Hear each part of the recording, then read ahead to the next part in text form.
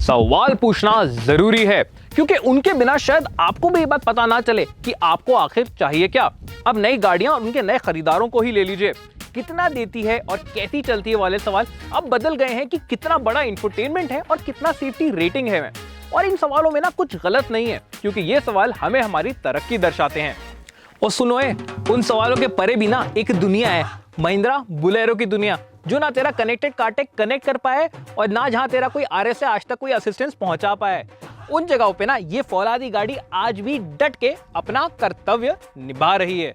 हाँ भाई हाँ, माना कि इस बोलेरो का ना आज भी एक काम है, लेकिन मेरा भी बोलेरो से एक सवाल है, और वो ये कि क्या 2 सदियों बाद फाइनली इस बोलेरो को भी समय के साथ आगे बढ़ जाना चाहिए या नहीं, या फिर हमें ना इस बोलेरो के काम में कोई टांग नहीं अड़ानी चाहिए।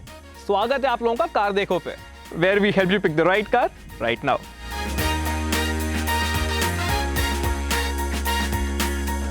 दो 2000 से लेके 2021 तक इस बोलेरो के डिजाइन में ना ज्यादा चेंज नहीं आया है। हाँ, हेडलाइट बदल गया, बम्पर बदल गया है, लेकिन इसकी आइकॉनिक बॉडी को कोई ना छेड़ पाया अब तक।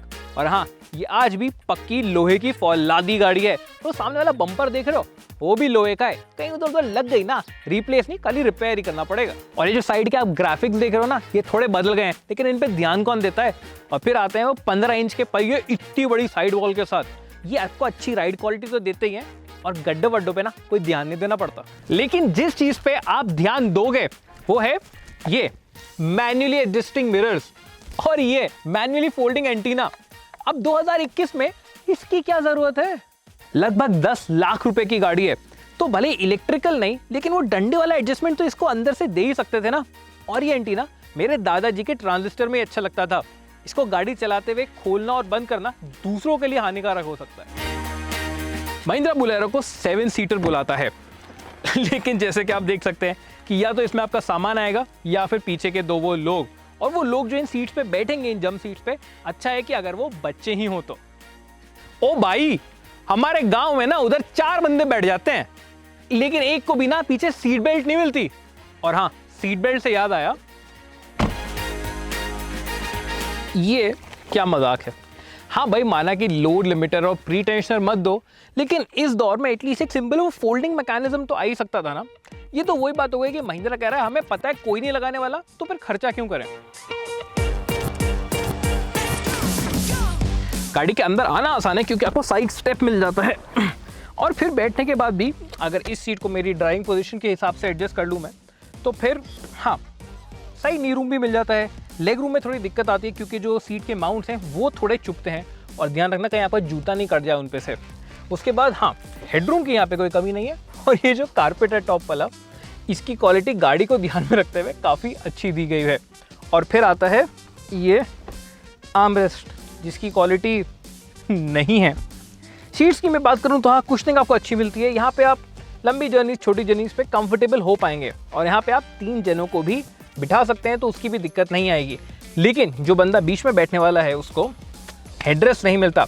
बाकी 2 जनों के पास एडजस्टेबल हेडरेस्ट है। फीचर्स के मामले में भी यहाँ पे आपको कुछ नहीं मिलता, ना डोर पॉकेट्स हैं, ना कोई कप होल्डर्स हैं, यहाँ तक कि पीछे कोई कैबिन लाइट भी नहीं है।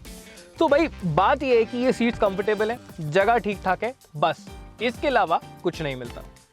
ड्राइवर सीट पे भी फीचर्स के मामले में आपको कुछ नहीं मिलता। ये स्टीयरिंग व्हील तो नया है, लेकिन यहाँ पे कोई बटन नहीं है। हाँ, बेसिक्स जैसे कि ओडोमीटर आपको मिलता है, टैकोमीटर मिलता है, इधर की तरफ आपको MID मिलती है, जिसके अंदर एवरेज फ्यूल एफिशिएंसी और ट्रिप टाइम क्लॉक वगैरह आपको मिल जाता है। पावर विंडोज मिल जाती हैं 4, तो ये बेसिक्स यहाँ पे कवर्ड हैं।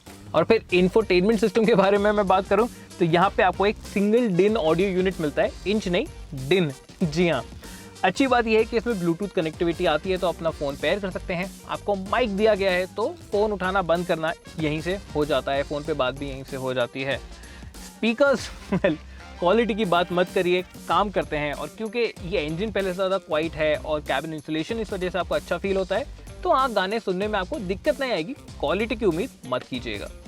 अब कैबिन में प्रैक्टिकलिटी की बात की जाए तो आपको सेंटर कंसोल में नीचे एक स्टोरेज मिल जाता है, एक 12 वोल्ट चार्जर भी है वहाँ पे, तो वहाँ पे आप अपना फ़ोन वगैरह रख के चार्ज कर सकते हैं। उसके पीछे आपको 2 कप होल्डर्स, बॉटल होल्डर्स मिलते हैं, और आपको पीछे एक स्टोरेज एक्स्ट्रा भी दिया जाता है।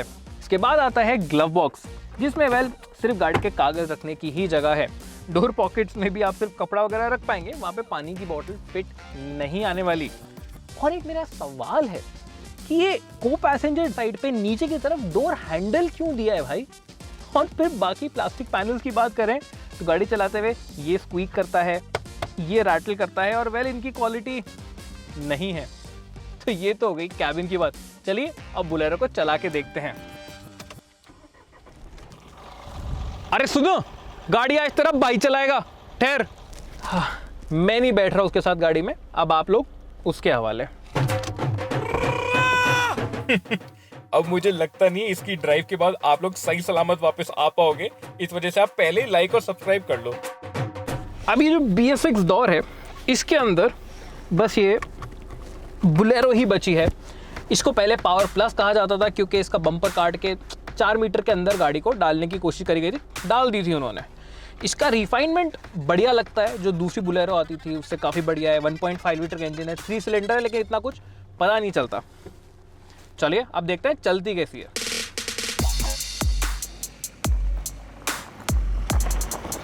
इस इंजन की आवाज़ अब ज़्यादा कैबिन में नहीं आती और कोई ज़्यादा वाइब्रेशन भी आपको आके परेशान नहीं करते। खासकर अगर आप खिड़की विड़की बंद कर लो ना, फिर तो ज़्यादा फर्क नहीं पड़ता उस इंजन से। इंसुलेशन गाड़ी का अच्छा हो गया है और इस गाड़ी को उठाने में, चलाने में बड़ा मज़ा आता है इसके टॉर्क की वजह से। सारा का सारा आपको शुरू में ही मिल जाता है। तो बस थ्रॉटल पे जाने लगो और गाड़ी कोई भी गियर में हो ऊपर खींचती चली जाती है। इस वजह से सिटी के अंदर अगर आपको ओवरटेक वगैरह भी करना है तो आपको ना इसमें ज़्यादा ही बार बार डाउनशिफ्ट अपशिफ्ट वाला खेल नहीं खेलना पड़ता। खाली थ्रॉटल पे जाओ और गाड़ी आराम से ओवरटेक कर लेगी। बल्कि सिटी के अंदर तो ना आप इसके सेकंड, थर्ड, फोर्थ गियर में ही पूरा काम खत्म कर सकते हो, ज़्यादातर थर्ड, फोर्थ में रह के। सेकंड में भी आपको कोई ज़्यादा जाने की ज़रूरत नहीं पड़ती। और एक बात बताऊँ आपको, आप चाहो तो इस गाड़ी को 0 से 5th गियर में भी पिक कर सकते हो, लेकिन यार करना मत ना, गाड़ी की भी थोड़ी इज्जत करो। अब बात ऐसी है कि इसका जो गियर शिफ्ट है उसकी आपको थोड़ी आदत डालनी पड़ेगी।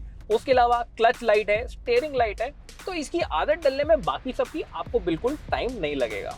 हाईवे पे भी ना 5th गियर में गाड़ी बड़े आराम से क्रूज करती है, बस डाल के छोड़ दो और फिर क्या माइलेज देती है, वाह। आराम से चलाओ, फिर क्या माइलेज मिलेगा आपको। और आपके भाई ने ना इस पे माइलेज टेस्ट भी कर रखा है, AC ऑन। हाईवे पे इसने दिया था 17 किलोमीटर प्रति लीटर और फिर सिटी में इसने दिया था 15 किलोमीटर प्रति लीटर। बताओ अब ये क्या बुरा है?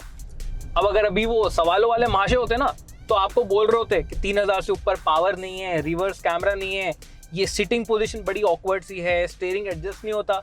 अरे लेकिन इस सब की किसको पड़ी है? एक बार आदत पड़नी चाहिए, फिर सब चंगा सी। जो चंगा नहीं है ना, वो ये जनाब आपको बता भी नहीं रहे हैं। 0 से 100 की रफ्तार पकड़ने में बुलेरो को 23.5 सेकंड लगते हैं, 23.5 सेकंड्स। और इसका ब्रेकिंग डिस्टेंस भी कुछ खास नहीं है, स्पेशली अगर आप मॉडर्न कार से कंपेयर करो तो।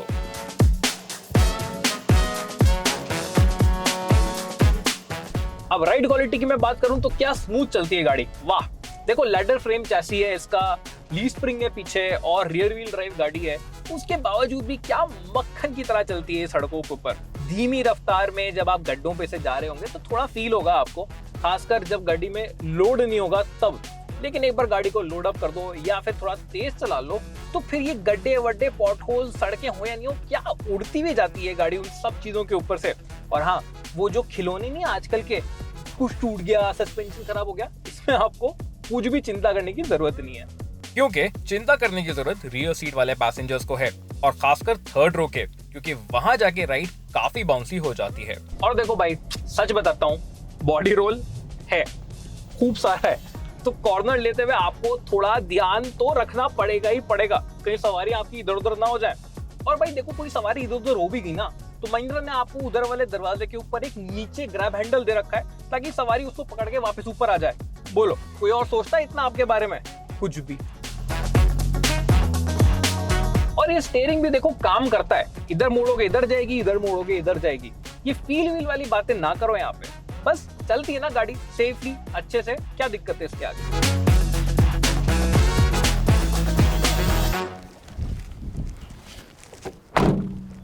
महिंद्रा बुलेरो में ना आज भी वो बात है जिसने इसको रूरल इंडिया का ना किंग बना के रखा हुआ है। सॉलिड गाड़ी है, सिंपल पुर्जे आते हैं और जो चीजें या तो खराब हो सकती हैं या टूट सकती है ना, वो इसमें है नहीं या फिर लोहे की हैं।